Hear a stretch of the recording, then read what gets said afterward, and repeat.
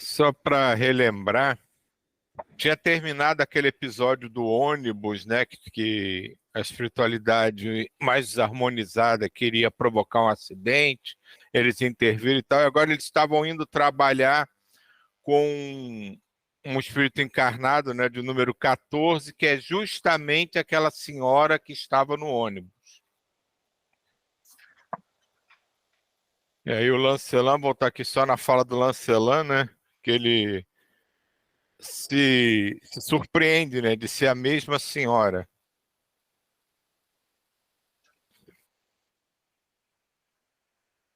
Então, vou começar aqui a subir só um pouquinho para a gente pegar o contexto. Comecei a observar nossa irmã, que ia se desdobrar, e vi, espantado, seu cordão de prata. Era um facho luminoso extraordinário que pulsava qual nervo agitado. O cordão fluídico dançava dentro do coletivo, até uma distância que ia de 2 a 3 metros. Ele queimava o magnetismo inferior emanado pelos demais passageiros. Verifiquei esse fenômeno e, diante do meu espanto, Padre Galeno, trabalhando na limpeza espiritual do ônibus, disse-me prestativo: Lancelin, a nobreza de caráter da irmã é tamanha que, onde ela estiver, em alta conversação ou em trabalhos que lhe compete realizar, o magnetismo puro do seu espírito flui com facilidade através do cordão de prata e a beneficiar o seu corpo, como também aqueles que a cercam em vivência ou viajando com ela. E arrematou: é a força do amor. Deixa eu só fazer um comentário nessa parte que quando ela fala assim que o cordão de prata estava 2 ou 3 metros. E já teve uma passagem aqui no livro que eu quero só retomar para fazer umas reflexões, que era sobre eles foram realizar um trabalho em uma casa e tinha umas pessoas da família, umas senhoras, que elas só ficavam conversando questões da casa. Elas estavam tão ligadas à casa, a vida toda dela era casa, só aquela situação, que o cordão de prata era do tamanho quase que da circunferência da casa.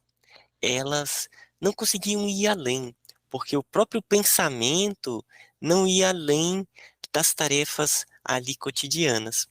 E aí o Miramês ele comenta sobre isso, que o cordão de prata, a sua capacidade de expansão, de verticar, ele está de acordo com o padrão mental.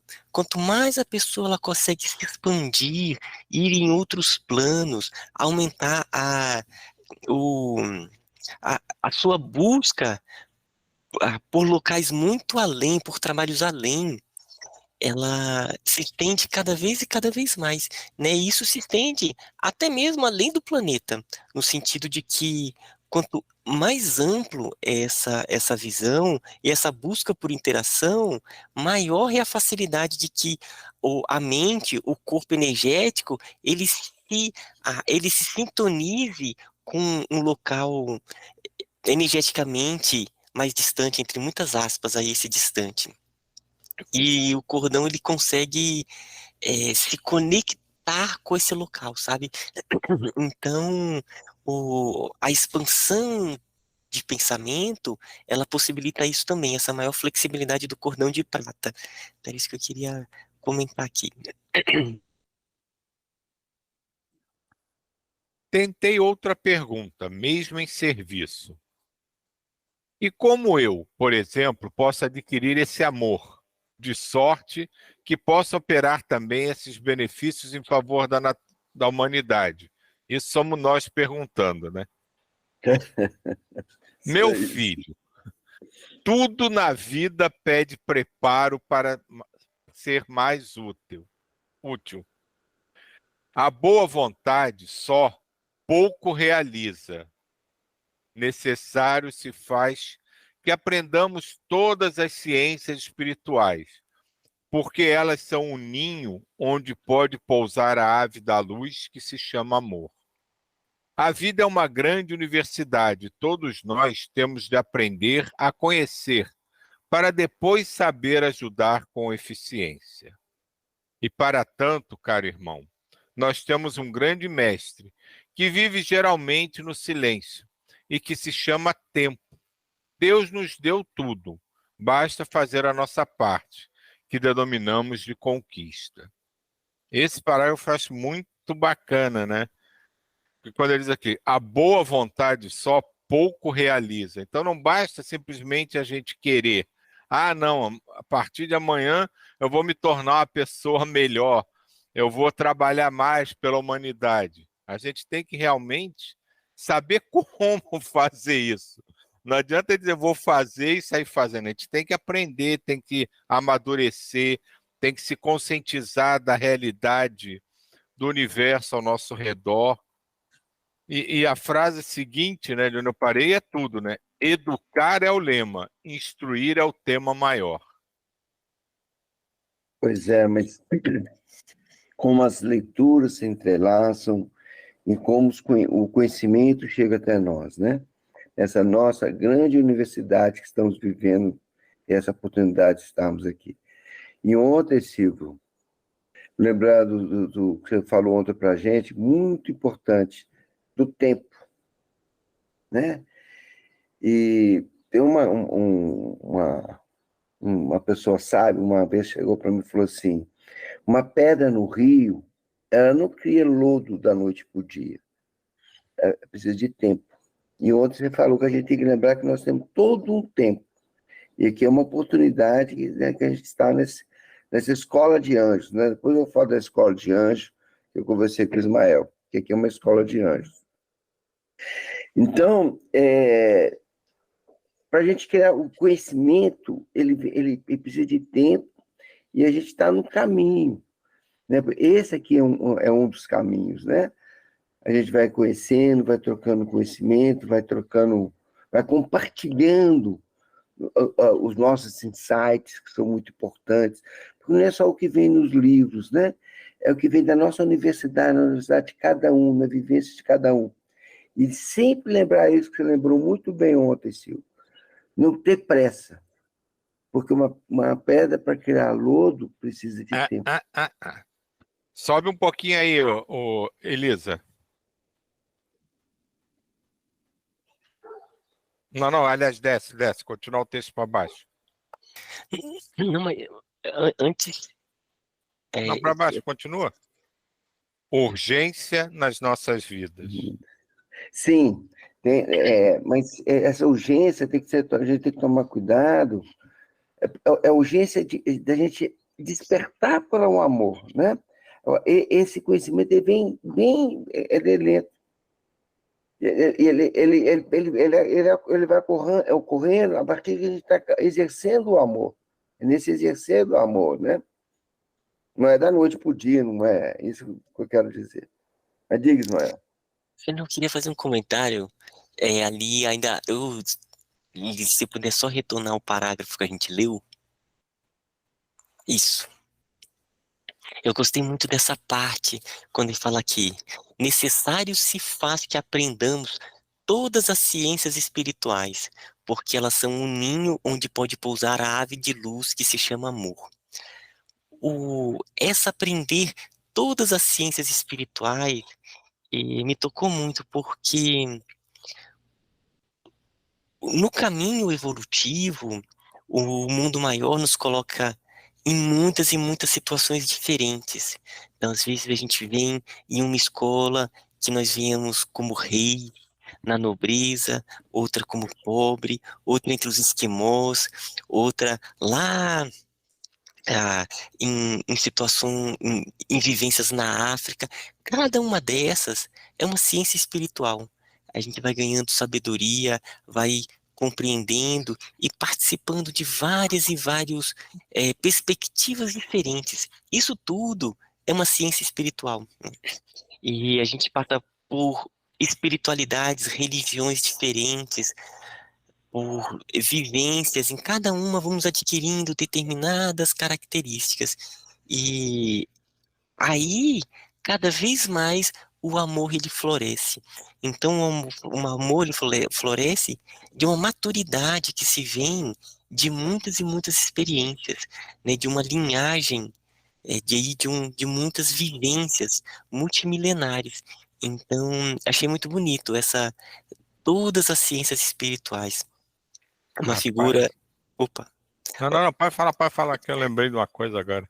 uma figura como Francisco de Assis, né, se pudesse ir retomando tantas e tantas e tantas vivências, né? Então ali como João Evangelista e tantas outras, tem um livro espírita que ele tem até o prefácio do Chico, que ela se chama Francisco e Eu, onde ele conta a história de Francisco. E ali ele retoma essa ideia do Francisco de Assis como João Evangelista, e ali coloca algo que eu coloco só como uma hipótese. Mas pelo fato de ter o prefácio do Chico, às vezes eu até penso que pode ser uma possibilidade, mas isso é só, eu ponho uma hipótese que foi o único livro que eu vi essa informação do Francisco, que antes de João Evangelista, ele reencarnou como Pitágoras. E Pitágoras, para quem não conhece, né, porque a gente conhece mais é o triângulo de Pitágoras, né, ali aquela regrinha matemática.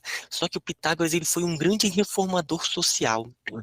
Ele teve uma vida, ele foi iniciado no Egito, dali ele foi para Mesopotâmia, ele teve vivências na Índia, e quando retorna para a Grécia, já aos seus 50 e poucos anos, ele decide fundar uma escola iniciática, aonde nessa escola iniciática, a ideia era estruturar todo o conhecimento que se tinha da época. Então, e não só de um ponto de vista do conhecimento, mas do ponto de vista social. Então, ali era uma sociedade onde eles viviam sem posse, onde homens e mulheres eram iniciados, eles eram vegetarianos e havia uma espécie de compilação do conhecimento que se tinha da época. Então ali eles estudavam música, as ciências. Foi mais ou menos a base do que nós temos hoje como universidade, foi a figura de Pitágoras. E aí eu fico pensando, como uma hipótese, né? O Francisco, se realmente ele foi Pitágoras, então ali era um profundo intelectual, ao mesmo tempo um grande conhecedor de ciências, de astronomia. Então eu vejo isso. Cada vida é como uma experiência dessas ciências espirituais, né? E na maturidade, na sabedoria, é muita e muita experiência das mais diferentes para que a gente consiga cada vez mais ampliar esse amor. Era isso. Não, estou falando aqui das ciências, aprender das ciências. Me lembrou que essa semana eu estava vendo uma coisa na televisão e passou um anúncio, né? Que inventaram uma continuação daquele primeiro filme Exorcista, né? Lá de 70 e pouco, né? E não estava muito prestando atenção, e eu vi que era a mesma personagem, né? Eu falei, ué, então vão refilmar o filme? Aí fui ver qual era a premissa da história, né? Que não interessa muito, mas o que eu achei importante, que tem tudo a ver com o que você falou, no tratamento lá que eles vão fazer no filme, né? A premissa do filme, a mãe daquela primeiro caso, não sei o que, ela se torna uma especialista em exorcismo e ela vai ajudar num caso que a igreja não quer assumir porque diz que só fé não resolve. E para ela resolver, ela tem que se unir a pessoas de várias religiões, africana, indiana, da Ásia. Então, exatamente, e me lembrou isso aqui, aprender todas as ciências espirituais. Ela não usa só aquela coisa, né? Quem está acostumado em ver de filmes de exorcismo, né? A igreja com seus rituais, ela se junta a pessoas de várias religiões diferentes para aquele conjunto de conhecimentos resolver o problema. Então, achei muito parecido, né? E só rapidinho aqui, tem dois pontos, né, nesse parágrafo aqui que eu acho que a humanidade, no geral, lida muito mal. O negócio do tempo, que não é porque a espiritualidade exige que a gente faça como ela quer, ela permite que a gente leve o nosso tempo, que não é que nós não tenhamos, assim, intimamente, pressa em resolver isso, porque quanto mais a gente demora, mais sofre. As pessoas não entendem essa diferença. Não é para a gente sair afobado fazendo as coisas. A espiritualidade permite que a gente leve o nosso tempo. Quanto mais você demorar, mais você vai sofrer, mais dificuldade você vai ter, mais lentamente você vai aprender. Isso é com cada um. Mas quanto mais rápido você fizer, mais rápido você vai encontrar felicidade. A questão é essa. Então, eles não exigem, não cobram. Vai de cada um, saber se quer sofrer mais tempo ou sofrer menos tempo. Aí, cada um decide o que quer caminhar. E a outra é essa coisa da boa vontade, também que eu repeti várias vezes. Não é à toa que existe o ditado, de boa vontade o inferno está cheio. Porque não adianta você se afobar, querer resolver o mundo, fazer as coisas, se você não sabe como, se você não é preparado para isso, se você não tem ao seu redor as companhias que você precisa para promover aquela mudança. Então a gente tem que se instruir, tem que se preparar, tem que se conscientizar e tem que entender que não precisa se afobar, não é para fazer correndo, mas quanto mais cedo você fizer, mais cedo você vai sorrir mais tempo do que chorar. Silvio, eu até queria fazer um comentário sobre esses pontos que realmente são bem bacanas. Essa questão, né, do tempo e da velocidade, da urgência. Eu vejo esses dois pontos como independentes, mas correlacionados. Em que sentido? Por exemplo, eu vejo como carros, né? A gente tem um carro que é uma Ferrari, um outro que é um Fusquinha, e aí ambos podem chegar e falar assim, ó, vou pisar lá no fundo do acelerador. E pá, a Ferrari ele vai seguir um caminho muito, muito rápido. E, né, logo ele vai estar em distâncias muito longas. O Fusca, ele vai estar no seu máximo, mas ele está dentro da estrutura que aquele sistema ele permite. Então, eu acho que é importante realmente que cada um se conscientize do seu sistema, aproveitar o máximo possível. Isso aqui é uma bênção, a reencarnação é, nós estamos aqui com uma oportunidade ímpar. Se a gente pensar que momento maravilhoso nós estamos, o ideal é que a gente aproveite com toda entrega, buscando aprender cada dia o máximo de ensinamentos e aproveitarmos essa situação para, ao chegarmos do outro lado, falarmos assim, opa, foi uma vida que aproveitamos muito. Então, essa é a questão da urgência que eu vejo. Cada um procurar no seu acelerador é, é, o seu esforço para acelerar o máximo possível. E, ao mesmo tempo, com relação ao outro, como a gente não conhece toda a profundidade e a complexidade do sistema de cada pessoa, a gente não sabe em que pé está o acelerador, né? Então, é aquele aspecto também de muito respeito ao outro, no sentido de que esses tempos eles são diferentes, porque os sistemas eles são diferentes, mas intimamente nos conscientizarmos mesmo da urgência desse momento para aproveitarmos o máximo e o máximo possível. É, então esse é um ponto que eu queria colocar aqui, e é isso. Eu concordo 300.000%.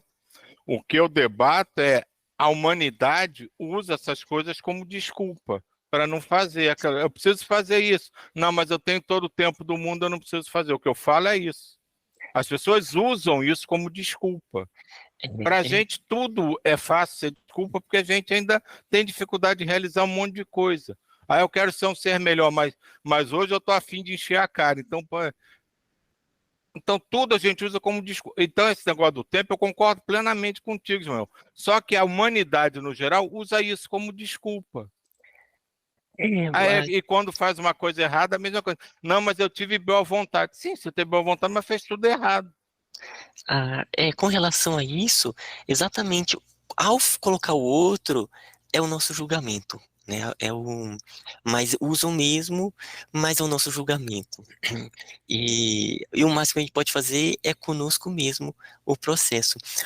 A questão da boa vontade, eu vejo assim também como você, e eu gosto de colocar a questão da boa vontade como dois conceitos, que é o necessário e o suficiente, né? Então, boa vontade.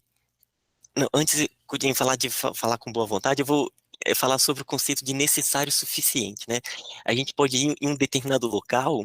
Eu estou levando muitos documentos agora por conta de um processo de uma compra que eu estou realizando. Aí eles vão falar assim, olha, você tem que ter esses documentos, né? Aí eu falo assim, não, eu falei, quais são os documentos necessários? A pessoa me deu. Aí eu, mas esses documentos, eles são suficientes? Ah, não, ainda falta esse outro documento aqui. Então, ou seja, né, eles eram necessários, mas não eram suficientes. A questão da boa vontade, ela é necessária. A pessoa ela tem que ter a boa vontade, mas não é suficiente, né? Então, no nosso caminho, a gente vai cada vez mais adquirindo, mas a boa vontade ela é tudo, porque é a partir dela que movimenta a vontade e que conecta com os mentores. Os mentores, eles, como no nosso caminho evolutivo, como os pais que cuidam da criança, sabendo do estágio dela, os mentores também, né? Então, a boa vontade ela é necessária, porque com aquela vontade amorosa, se é bem intencionado, os mentores eles vão auxiliar. Mas não é suficiente, né? Cada vez mais a gente vai adquirindo e vai entrando numa maturidade que os mentores eles vão cada vez mais dando e confiando missões mais profundas. Então eu vejo também nesse aspecto, sabe? Mas que é exatamente a sua visão, é só uma complementação desse aspecto. Na verdade, cada um desses pontos tem bilhões de nuances, né?